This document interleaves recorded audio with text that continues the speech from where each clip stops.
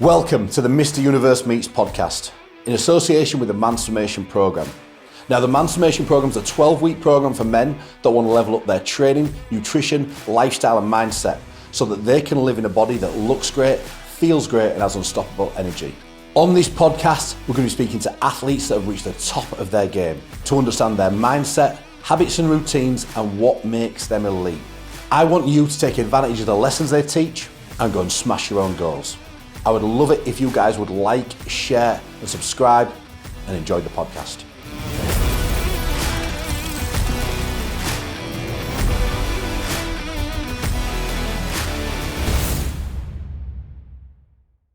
All right, so today we are joined by Juris Skribans. He is the creator of Superhumans, and I've been working with Juris for about 4 years now.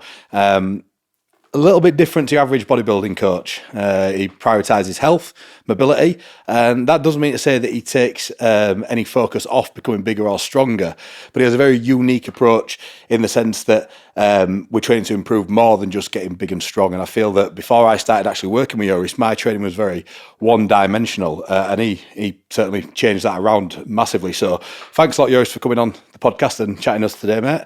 Can we start with a little bit of your background? Where you're from, your education, your athletic background, and why you now have the approach to training and nutrition that you do. Well, background is I come from Latvia. Well, I was born in Soviet Union. Latvia was still part of Soviet Union. Then we became independent country, and then we kind of joined European Union. So there were 3 different backgrounds of education, morale, and all those kind of things. So when we were in Soviet Union, everything was, hey, you need to be a man, you need to be physically empowering, all those kind of things. And when we became independent, it kind of carried on in sense of what was taught in a school. Physical activity was very highly ranked, so no fast foods in my country at that point. You couldn't get obese even if you wanted to because everything was home cooked. And when we joined European Union, that was pretty much when I started to pack my bags and move to UK. And when I last visited my country back home, you could see there is a massive change in that physical health probably is not priority anymore because there is so many distractions to do something else. You know, like everyone always seeks some kind of significance in their life. Our significance was let's train and get jacked. there was nothing else to do. You couldn't go out to some arcades or whatever like you have in UK. There are so many distractions that you can go and feel a part of some kind of group. Whereas in my country, everything was very small, everyone wanted to get better at sense of mimicking what's already out there. And strength sports were very highly ranked in my country.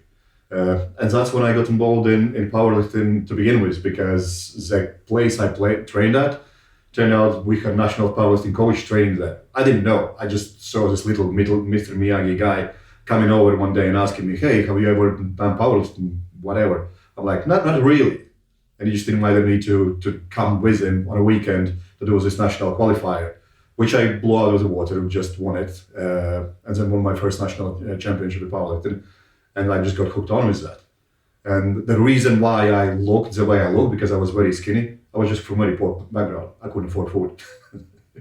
So when I transitioned to UK, that's when I actually started to thinking into, hey, let's do something with this knowledge, because in my country, what people get taught in level 3 was personal training in UK, that's taught when you're a kid. Biology, anatomy, you're like 10, 12 years old, you learn all these things. In UK, knowing these things mean you're a level 3 personal trainer. So I just requalified myself because everyone in UK saw me training and said, why don't you train us? Because everyone around who are training people in this gym are probably halves the knowledge, they probably have half the knowledge what you have. So I just transitioned into that. And why I train the way I train is just because I have seen what one-dimensional training does to people.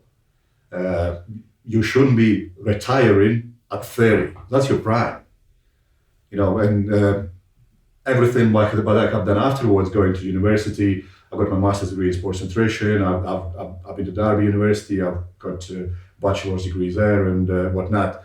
But when I went into master's studies, what I acknowledge is those studies are so limited. Even I had to do a research study on people, and I was given people who were in gym 3-4 years, and I had to class them as experienced athletes. There's nothing experienced for someone who's been in gym for 3-4 years.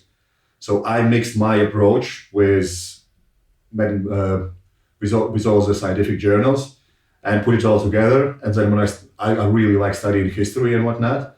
And when you study history and mix it with nowadays approach with top athletes, they all do very similar thing. And Tom Brady did the best thing in calling it as playability training when you are over age of 30 something.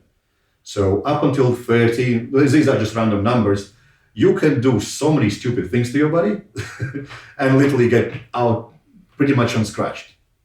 After you get to a certain point where you are at your peak physical performance, now it's about not getting injured and maintaining it as long as you can. So to take care of not getting injured at that point is a little bit too late. You need to start doing it early. So Tom Brady has, I believe he had 75% of strength and power, but not up until you're like 25 or something. And then that flips over to playability for 3/4 of your training, and everything is strength and conditioning. So this is why I have made sure that my training is the way it's laid out. Still making sure that I do basics before I touch everything else. You know yourself, the bigger, the stronger you get, the more uncomfortable life gets. And it shouldn't be that way. It will be that way regardless, but if you don't take care about limiting your, those side effects, sleep apnea, aching joints, all kind of inflammation issues and all those kind of things, if you don't take care before it sets on, it's nearly impossible to get rid of it.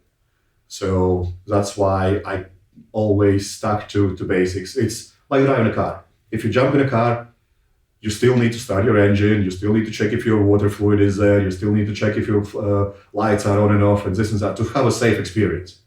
If you just jump in with flat tires and half the gas tank when you're driving 1,000 miles, you're going to crash. Nothing's going to happen. So same. That's why my training is like, that's those safety checks when we do bodyweight stuff. Hey, can you even stand on one leg? People just look with me like weird. What the hell are you on about? I'm like, if you can't stand on one leg, you have nothing to do in a squat rack. It's harder than you think. It's harder when you think when you've done that before. So. It's like people like Andy Bolton and as a really experienced and well advanced strength athletes. When you talk to them, they are oftentimes not acknowledging that they have done this kind of stuff all the time. Andy is a great example because I have worked with him for a few times. And when I talked to him, and he was doing hill sprints, he was doing a lot of cardio work, he was doing a lot of conditioning for his core work as well. When we were working close together, he was sending me videos of him doing ab wheels from standing position. And I'm like, I can't do that. And you were doing it at your 50s. Like, that's crazy. But because of that, they have been extremely powerful for so long. Andy's still bloody competing. And many other people who have done that kind of training, they are still in their prime. I like following like basketball and those kind of things. Look at LeBron James. He's played for 20 years and he's still one of the best in NBA. That's as high as you can get. And it's because he's got someone coaching him how to make sure his body is durable. He's not going to get any better anymore. He's 38. But he can maintain this stuff for as long as he can. And I think this is a big mistake what everyone else does because they don't let their ego fall back and kind of take a pedal of the, hey, I need to get just big and strong. Like, how about maintaining the big and strong you already are? Because let's be honest, there is only so strong you need to be. Like, you deadlift 300 kilos, that's it, you're elite. You how much stronger do you need to get? You bench 160, that's enough. You don't need to get any stronger. But if you bench 160 and then get injured for 3 months, what is the point? So, I think I see way more people starting to do that. And we went to watch Britain's Strongest Man, and you had Gavin Bolton talking about how he started to do conditioning work.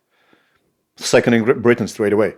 All he did is change some stuff and actually looking after his health now, instead of just trying to get big and strong, which didn't get him very far. So, let me rephrase that. It got him really far, but he was not elite. It's taken him to the next level, dropping a little bit of body fat. Absolutely. And even Adam Bishop, he just won Britain's Strongest Man and said, hey, I want to lose some body fat because I'm too big. I want to get fitter and stronger, which does not mean bigger. All right, so you've got a series on YouTube at the moment called Becoming Superhuman with a guy called David Herrera, who I think is fantastic the way that he articulates everything. Oh, you both are. It's a really good series and well worth watching.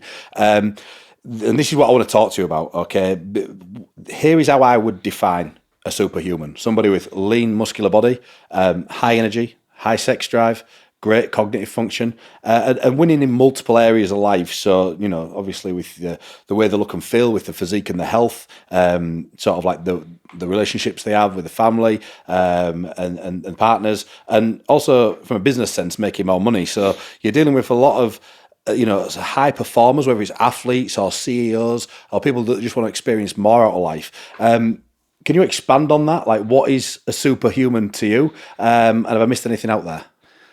Well, series started because I've been one of Tony Robbins' platinum partners, which is hanging around with very high-level businessmen and understanding that a lot of them lack this ability to be physically empowering all the time.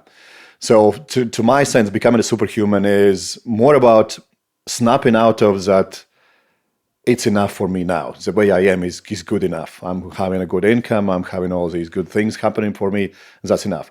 Becoming a superhuman is actually making sure that you are that 1% on a planet, which at today's standards is very low standard. Can you walk? Can you go for a little run? You don't need to be necessarily lean inside out, but can you maintain a healthy body weight so your blood pressure is in check and all those kind of things? So for me, superhuman is somebody who has his blood pressure in check, can do physical activity every single day if it needs to, and does not have any kind of chronic illnesses lay dormant because he ignores his health altogether. So the series came about because I picked up a book, Life Force by Tony Robbins. And it talks about all these advanced technologies, about rejuvenating things you can do with your body and whatnot.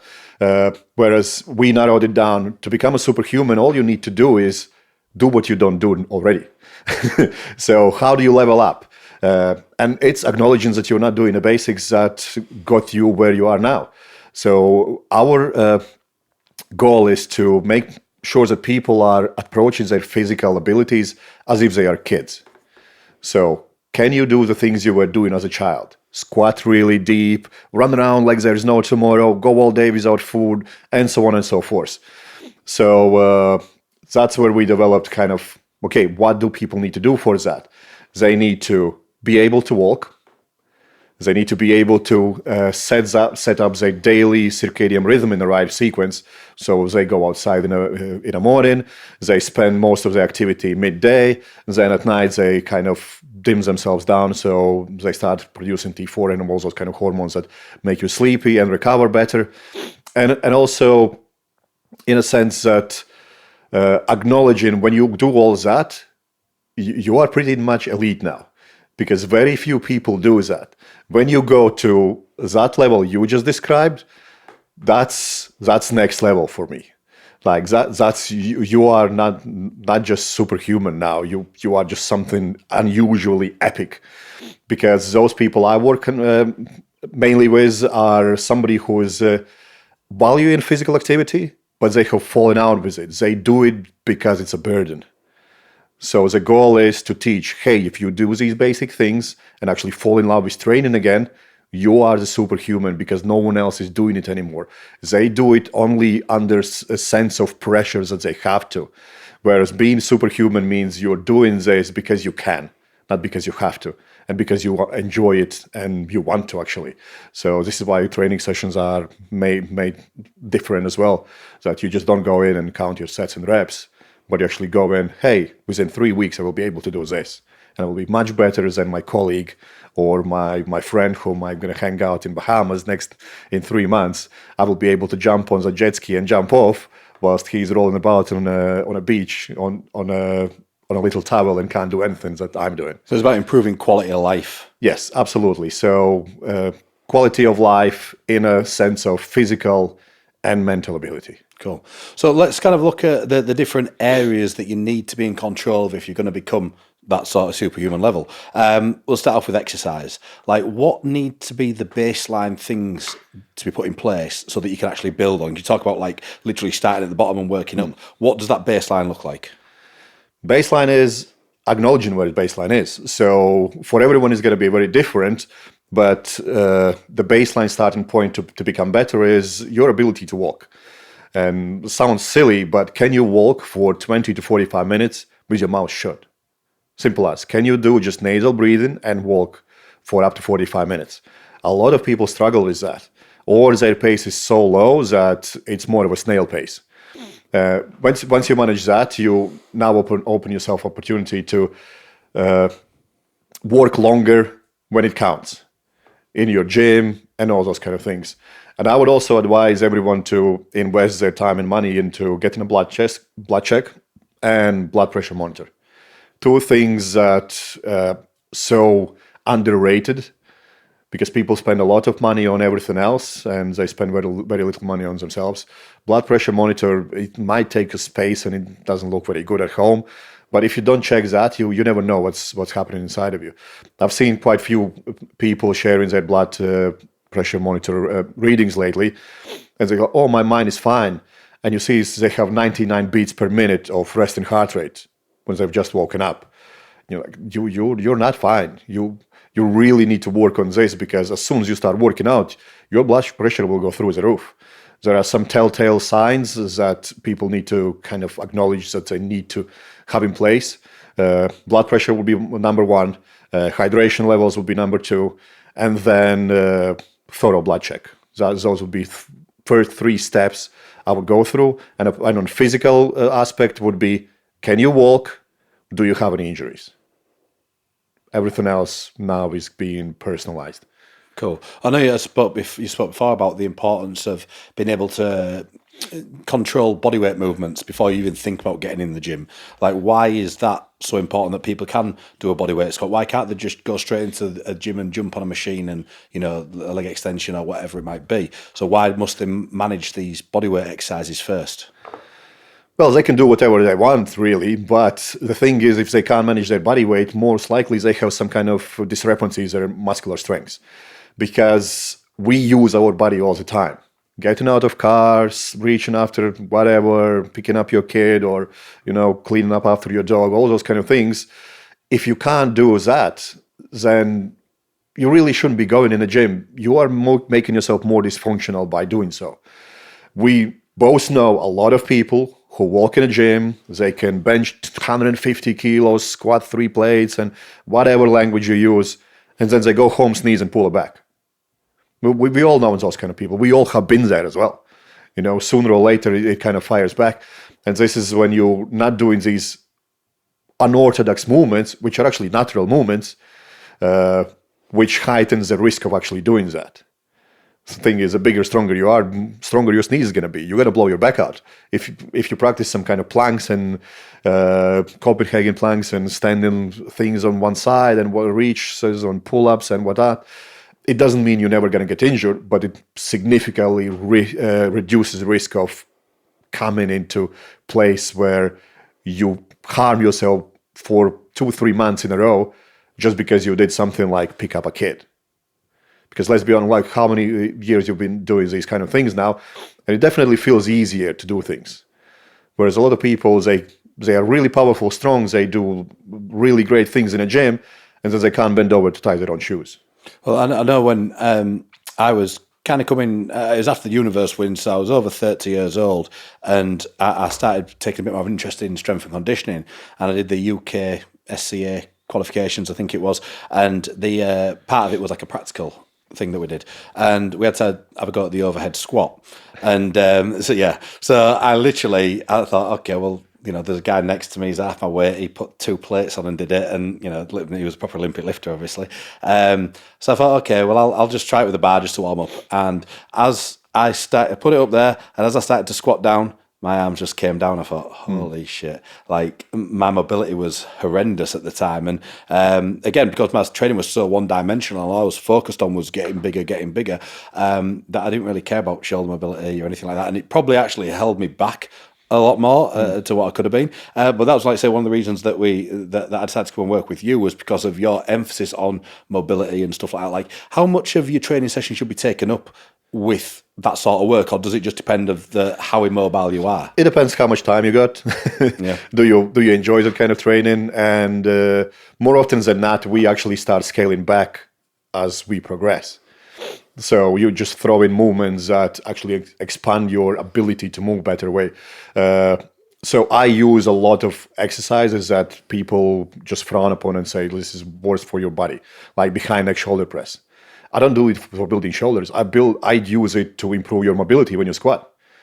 Dumbbell pullovers, same exact thing. Just improve your bench press. Open up your shoulders. These kind of things. A lot of like dips, push-ups. All those movements are not necessarily made to kind of get you stronger or whatever, but it's just to improve your quality of life. When you do your pullover, Arnold swear by it expands your chest. It does it or not, it doesn't really matter, but it does help you with shoulder mobility. Behind neck shoulder press, behind neck pull downs, they're not going to build anything. And yeah, if you have never done them, they are dangerous movements. But if you use them with 10, 20 kilos, it's not really doing any harm. And when you do a back squat, you need to be able to do something behind your back. When people say you shouldn't be doing that, it's going to harm you. I'm like, why are you squatting then? That's going to harm you as well.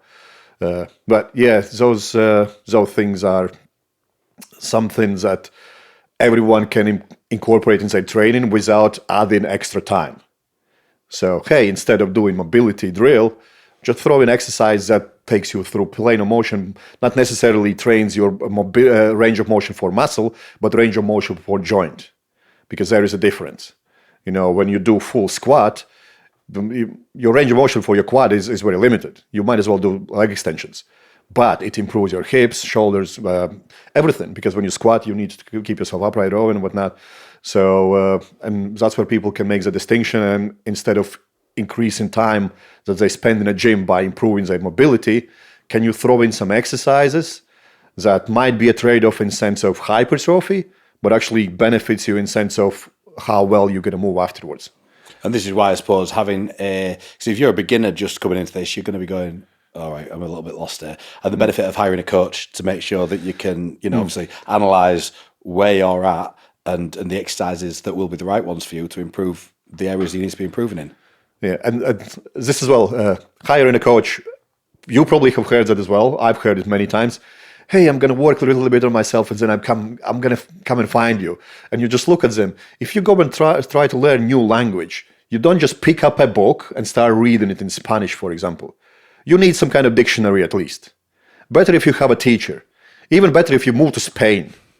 You come to gym to train, you've never done anything, and you start just lifting random stuff. You're just going to have so many like weird habits. By the end of that, it's going to be very hard to fix. It's better if you come in as a blank canvas and let someone take you and go through those things and teach you how to do stuff.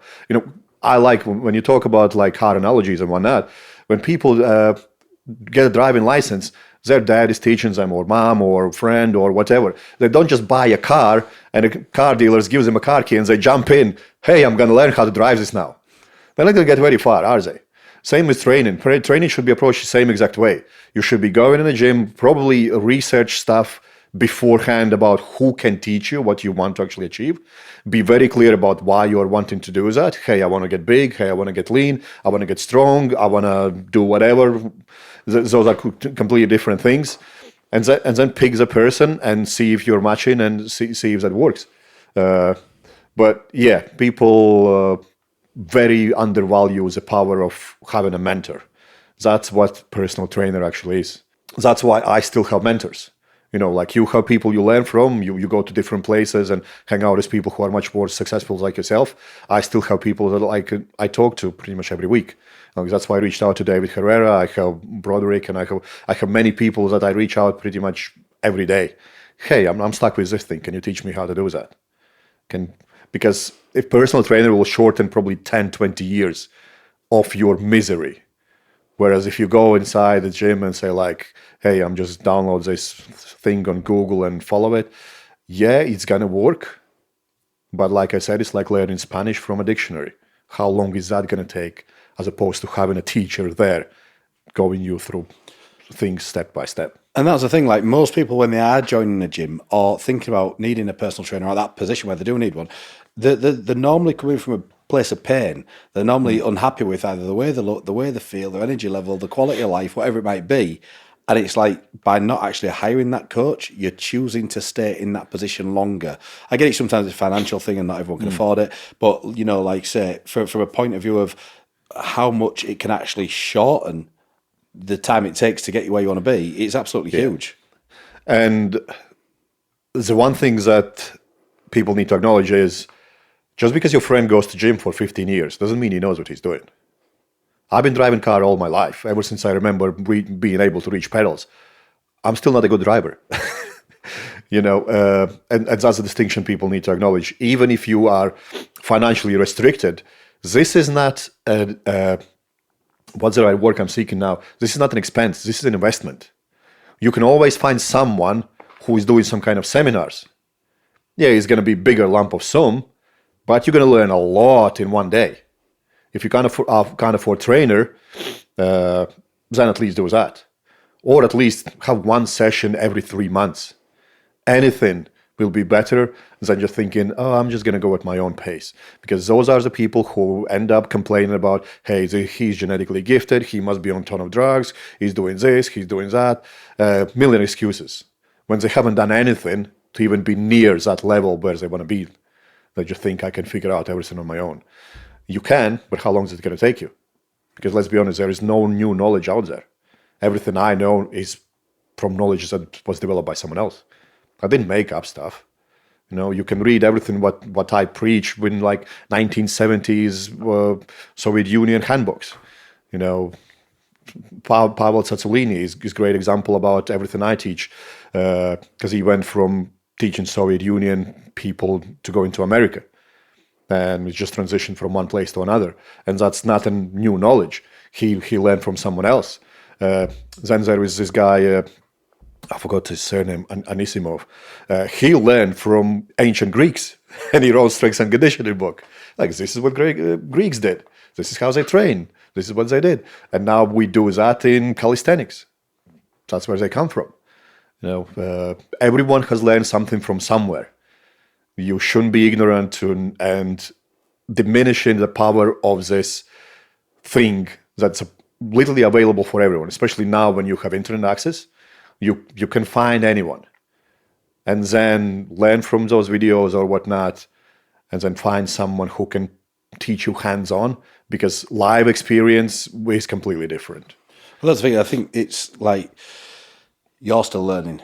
I'm still learning, you know, and it's like to think that you don't need to be learning when you're on day one is pretty stupid. Or certainly, it's certainly a way to fail very fast. So, like you say, always seeking that knowledge and making sure that you have, you know, the people that have gone before you, you know, learning what they've done and what was right, what was wrong, is going to shortcut your time to success massively. So, what about cardio, mate? Let's talk cardio. So we talked a lot about, like, you know, get that baseline with the walking and stuff like that. But, you know, if I want to be, you know, muscular and all this, you know, I don't want to lose my gains. You know, what's cardio going to do for that? Because there's a lot of the old school bodybuilding way of thinking that if you do too much cardio, you're going to, you know, burn too many calories. You're not going to be able to get that muscle building going. Why is that wrong? And, you know, why is it actually beneficial to be doing cardio when you want to be doing things like, you know, hypertrophy, you know, general health, or even just maximizing your recovery?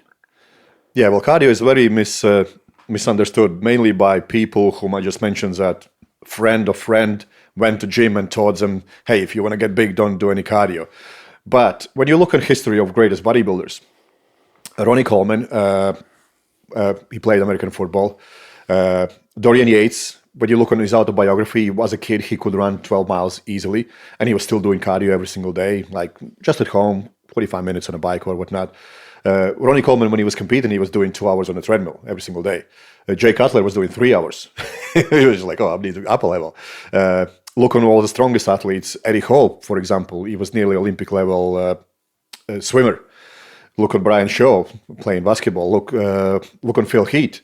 He was trying to get an NBA until he realized, no, I'm not going to get there. So everyone who really developed physique very quick and very powerful physique, not just big, had very, very thorough background of doing something until they were probably 15, 16, 17 that was very cardiovascular demanding. That actually allows you to save energy in sense of now you have a faster recovery potential. Because the fitter you are, the quicker you can get your oxygen in and get all your things out, that all the byproducts that are created when you train are stuck in you for longer if you're not fit, because your oxygen turnaround is very poor. So when you do your cardio work, whatever you want to class it as like, I don't really have any limits. I know that people will argue with that. But as long as you're physically active, you are improving your blood flow and you are improving oxygen turnaround. Two things that are essential for improving your ability to recover.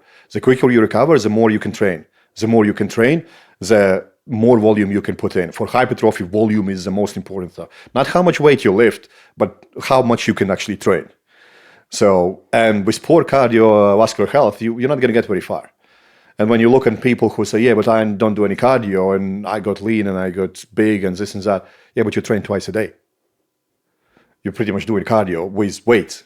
You know, it's like low intensity interval training where you rest for 40, 60 seconds in between sets. We've all done that at some point of our like bodybuilding style training and whatnot. And that got us somewhere. But that's pretty much just taking over your day, because it's very, very long-winded process of how to get same results. Had you just done a couple times a week, 2 or 3 times a week, half an hour's cardiovascular based training session, because the amount of calories you burn is maybe a couple hundred calories. That's if you're really big. Usually it's around 100, 140 calories per session. That's like it's licking 1 spoonful without any food on it, and you're going to get that back. You know, it is just silly to think that more cardio is going to burn down anything. And another argument towards that is, look how much professional athletes are training. They train 3, 4 times, sometimes 5 times a day. And they are big, big dudes. NBA is the brightest example. But look at the sprinters, Olympic level sprinters. Do you think they'd run 3 times 10 or 10-second sprints and that's it, pack it in? No, they're training for hours. And they are huge. And then someone comes out and says, oh, I'm not going to do cardio because I'm going to lose all my muscle. And you're like, that's not how it works. It obviously contradicts if you do cardio and weight training session.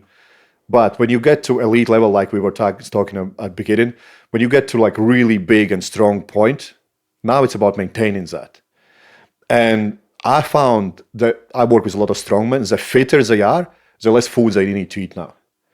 I've literally brought somebody from 6,000 calories to 3,500 calories, and he's still 150 kilo body weight, because his energy production is so high now, because his cardiovascular health is so good, that his requirement to take in the calories are much lower now, because his body can produce way more energy from far less food.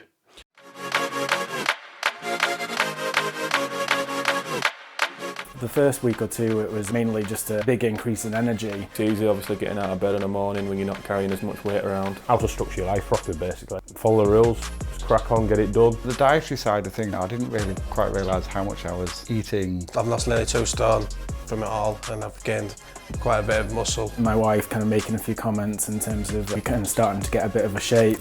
Get your meal prep done, get your work done, get your graft done, get your sleep and back repeat. Something to focus, and I'm normally quite non-focused, so it's given me something to concentrate on. Stu and James, you can ask them questions whenever you want. Now I know my limits within myself and didn't realise I could push myself. Sleeping better, better attitude, better everything really.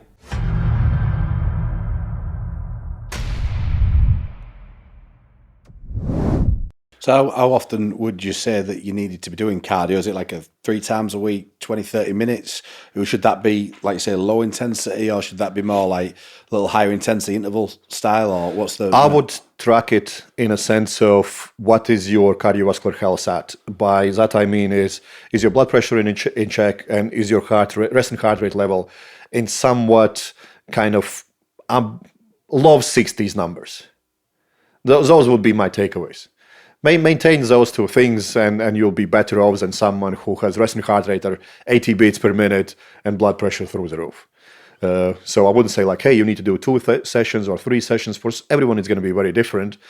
But as long as you make sure that your resting heart rate is not going up too quick when you start, let's say, off season and want to gain weight, if your resting heart rate goes through the roof within 2 weeks, that's not very good.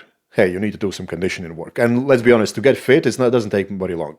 You know, when we do strength-specific block, it's usually 6, 8, 10 weeks.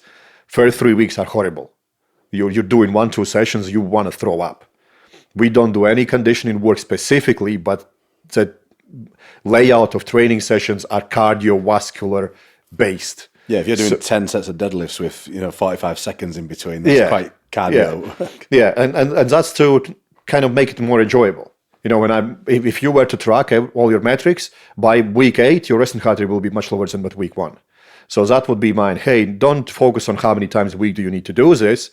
Make sure you're active and make sure that your resting heart rate and blood pressure is staying in check all time, no matter how big or small you get. Because then you take away pressure of, oh, I need to do this.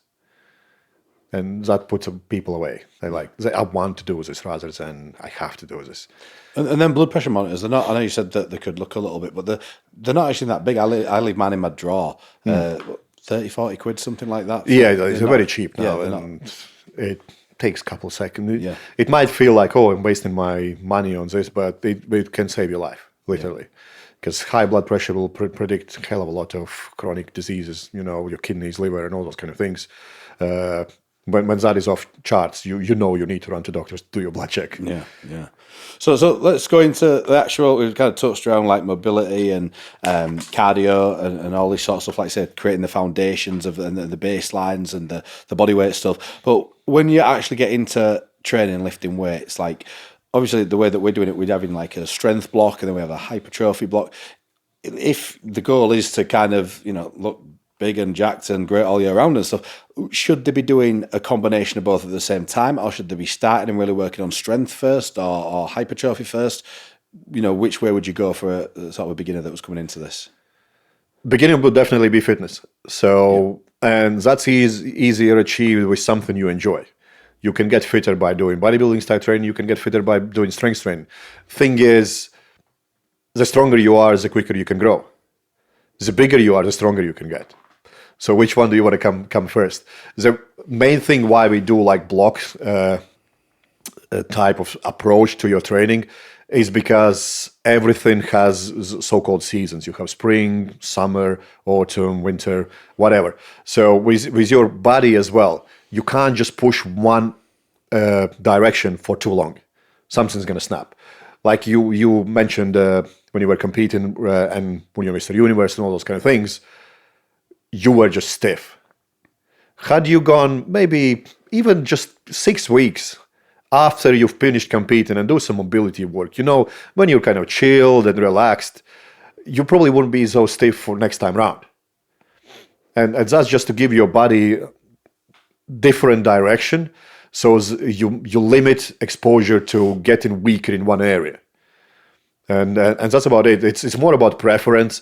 Unless you are very specifically acknowledging that, hey, I want to be the strongest on the planet, then you will have, hey, you're going to spend a lot of time doing strength training, some time doing conditioning, and maybe sometime if you don't want to be in weight class, we're going to try to build your muscle mass as well. But most of the time, there will be extended blocks of strength training, maybe one block, little deload, another block, little deload, and so on and so forth. I know the most elite athletes who got to like really high level, they would have 6-week blocks of strength training and maybe one deload week. So they are pretty much ready all year round. And then they would do some background conditioning work, so they are just recovering quicker. Whereas for bodybuilder, it would be more hypertrophy training. Then I would extend it probably to 25 weeks, up to 25 weeks of hypertrophy training. And then maybe 3 weeks of conditioning. When you really gain that weight, when your blood pressure is through the roof, when you're struggling to breathe, and you can't give more than 20 seconds to your missus, hey, let's do some kind of conditioning work. Let's strip it back and do what now people call mini cuts. Like, no, you're just a fat mess. You know what I mean? So it's specific towards what you actually want to achieve. Someone who's just running a business, we're going to spend a lot of time doing similar stuff what we do now. because you know yourself when you're trying to grow muscle, it's extremely energy demanding. You need to be very specific, very strict with your food, and you're going to be tired all the time. You're going to be so exhausted that that's probably the least enjoyable training in sense of how you feel outside the gym. When you train, it feels amazing. Strength training feels horrible. But outside the gym, when you do strength training, you feel great. You do hypertrophy training, you just want to sleep. So it's understanding what you can give up and what are your actual goals. Most of the guys I work with, they are business owners, they have kids, they don't have time to have naps. So most of the training will be mixture kind of things. Hey, we're going to get you in a position where you can get really fit when you're not gassing out after 10 sets of deadlifts. Let's throw in some hypertrophy now. Now you're fitter. You're not going to be so fatigued by end of the training. And we're making sure that maybe 2 sessions a week are hypertrophy based. And then maybe other sessions are more recovery based, but kind of strengths and more of a like movement pattern learning skills set and so on, where you're not exhausting yourself to the point where you go to work and you're like, oh, I can't do this. So it's extremely individual, but hopefully it kind of makes sense to people like, hey, I just want to get jacked. Okay, get fit first, then do a hypertrophy block maybe. If you're extremely weak, do a strength block first. You're going to really benefit from that. And then do extended periods of hypertrophy. I like going up to 25 weeks for someone like experience as you, but usually I would limit it to 12, 16 weeks. And then do another strength block or so on. So first of all, you don't get bored. Second of all, you kind of improve your ability to gain more muscle because you're going to be stronger with those 2 months. You give your body a little bit of rest as well from hypertrophy training. And then you can push and actually grow even bigger. And don't forget that you always need to get used to where you're at. This comes into homeostasis, allostasis, and things like that. So your body regulates your body temperature. It always needs to be at the same place or you feel crap. You have your pH levels, your alkaline or acidic and all of that. Something goes off scale, you can actually die. And then you have this term which has been called allostasis, where you force yourself to be different. And the longer you spend the time in that forced place, now it's becoming your homeostasis place. This is your new standard. So people need to understand there is only so long you can push before something breaks. Make sure you push to reasonable limits, and then it's about maintaining it as long as you can. So now it becomes your new standard and it becomes effortless.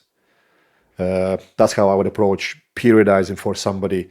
Like, acknowledge what's your goal, acknowledge your weaknesses, get rid of your weaknesses first, and then spend some time not only trying to progress, but actually stay in exactly the same for as long as you can.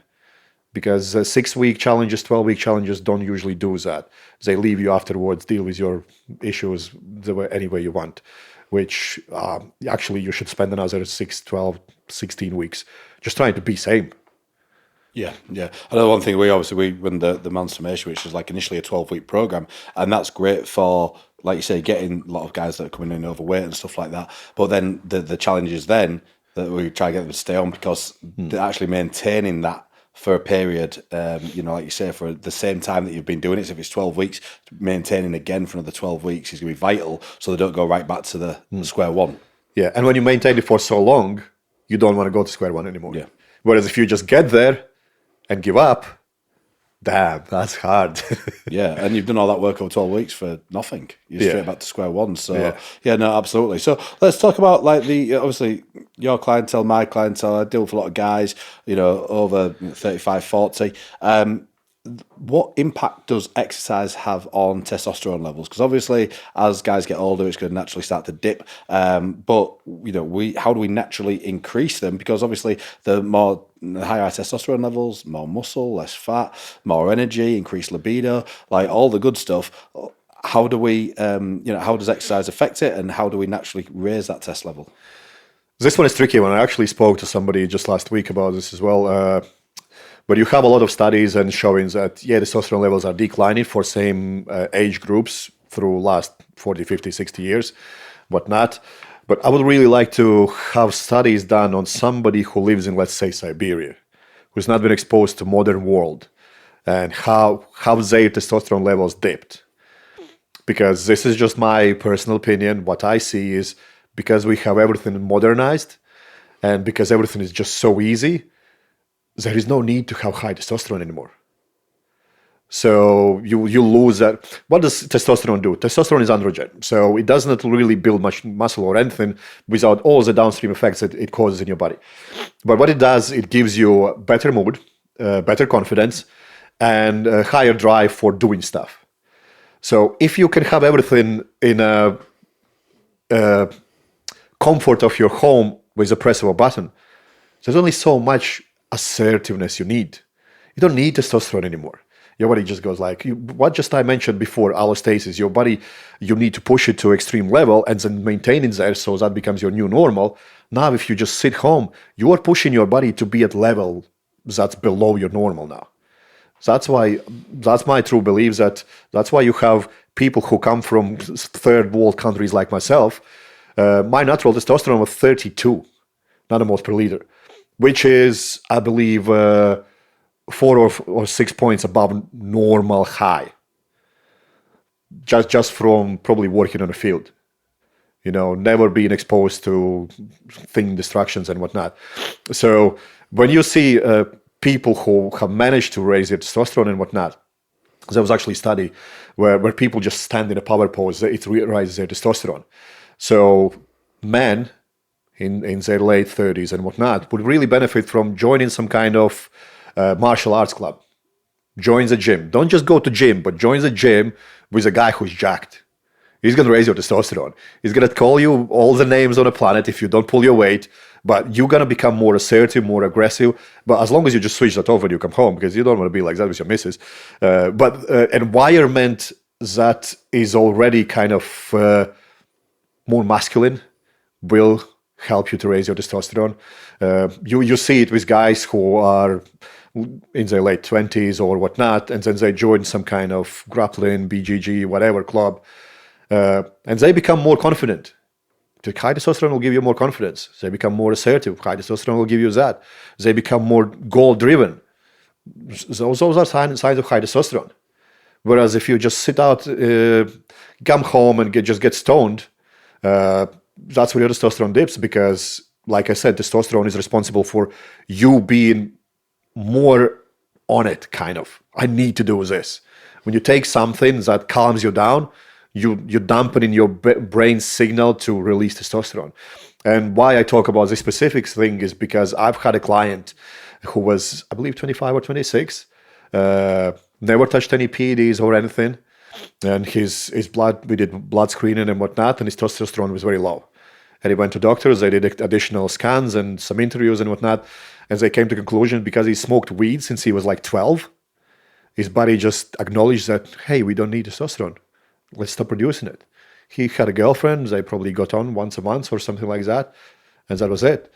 So opposite is true. You can improve your standards and you can actually lower them as well if you spend too much time in environment. Let's say you go to chain gyms where you're not even allowed to deadlift or something like that. Chances to raise testosterone there is very low. Whereas if you go to something like you own, and you go in and you see, bloody hell, Stu, you are big, but when you see you in real life, this is ridiculous how big you are. And when they see you training, they're like, God, I need this as well. When they train with you, if you train somebody within few months, they will start mimicking what you do, and I would argue if you check their testosterone levels, they probably gained a point or two just by being around someone as obsessed with training and health as you are. Yeah. Interesting. So, environments does play a huge. That would be number one for me. And obviously, you can add some supplements. You need to have your zinc. You need to have your magnesium. Some red meat definitely helps. All those kind of things. But everything starts with your mind. Everything. The concept of being hungry. Let's say somebody struggles with diet. If you have something at home on a shelf, you are starting to crave it. If you don't have it, you don't. Thing is, you didn't do anything. You just thought about it. Same with your testosterone. If you are just in a nice, clean gym doing yoga and whatnot, you're like, I don't need it. When you go in a gym like yours, where you have guys, competing, guys, girls, people really good looking, you're like, damn it, I need to work harder. And that just mindset will send signal to your body, hey, dude, we need to kick this up a gear. We need to get more aware of everything that's happening. And if you want to train hard, we need to release this hormone. So, and you can find it in science, definitely. Okay, so before we talk about food, let's talk about water. It sounds so simple, drink enough water. You've heard that a million times. But what are the actual benefits, other than, just... Well, let's go. What are the actual benefits? Well, we are... it's been speculated 60 to 80% of water, give or take, whatever. So if you don't drink enough water, you are now affecting your hormones as well. But thing is, everything that goes in needs to come out. For example, the most of the body fat we lose is just through breathing. So oxygen, carbon, all those kind of things come out. And if you don't supply yourself with enough water, you're just making your body harder to do that. It also supplies nutrients to your cells. So imagine if you are doing something and let's say you're filling up a cup and there is some kind of residue at bottom. And all you do is just pour a little bit of water on top and it just comes other side out. So there is no exchange of nutrients or substance, whatever. If you pour a lot of water, it starts to kind of mix everything up and the water comes out now. So you're actually putting new, fresh thing in where old was. So if you're dehydrated religiously, you are limiting ability of recovering. If you're not recovering well, you're going to have a brain fog. If you have a brain fog, you're not being able to focus properly on your training. If you can't focus on your training, you can't perform properly. So those are the key things taken away from hydration. Even though now the study came out that, you don't need to drink more than 2 liters of water a day, that's more than enough, and this and that. Yeah, more than enough for people who don't move. For somebody who just sits at office, that's probably more than enough. But I would like to see that studies extended version about how it affected hormones. I know if I am not drinking enough water, my prolactin will go through the roof, which is when you get the puffy face and all those kind of things. But what prolactin also does, it hydrates you from inside out. It literally will do all the chemical reactions to retain water in your cells so you don't harm yourself. So for someone like myself who trains hard, don't drink enough and stays up late to work, my body goes, hey, this is not good, but we need to keep ourselves hydrated so he doesn't pull a knee or something like that. Let's release this hormone. That's going to take care of that. That's not very, very fun way of going about things if you are not mentally, mentally aware of your surroundings, because high prolactin can lead to depression, mood swings, and so on and so forth. You really don't want that to be high. And it could hold you back from progress in the gym as well. So it's extremely important. That's number one thing. If you want to have even more proof for that, people can't survive without water for more than a couple of days. But you can go without food for a week. Easy. And that's the things that people usually go, hey, but when I start drinking water, I just go to the toilet all the time. Yeah, because your body is not used to it. With what we talked previously as well, you have your homeostasis at very low water consumption level. It takes 3-4 weeks sometimes to get used to higher water intake levels. And you're going to feel better. You're going to have a clearer mind because everything now is passed through cells at much quicker rate. I was going to say that's definitely a thing because like one of the big things that I can tell when I'm fully hydrated is mental clarity and increased energy, and that's a real thing, and you can see the difference from when I've not drank as much as I should to when I'm being very consistent with it. Yeah, absolutely, because everything that you do is sent through signals through your body. So imagine your body you're sending some kind of signal through jam. It's going to take a lot of time. Whereas if you send it through clear water, it's going to take much quicker signal from your brain to go through your biceps to flex it, or to think something, or to do anything else. Instead of when you have so much residue in there to go from one place to another. Hydration, that's why it's so high on my list. And I wouldn't even go, hey, start drinking 4 liters, 5 liters, 6 liters. Just start drinking half a liter more than you drink already. And if that doesn't work, then look into something else. But you definitely will notice that it makes you work harder, think clearer, recover quicker, even sleep better. Thanks so much for listening. Please remember to like, share and subscribe. And if you need any more information on the Mansformation program, just hit the link below.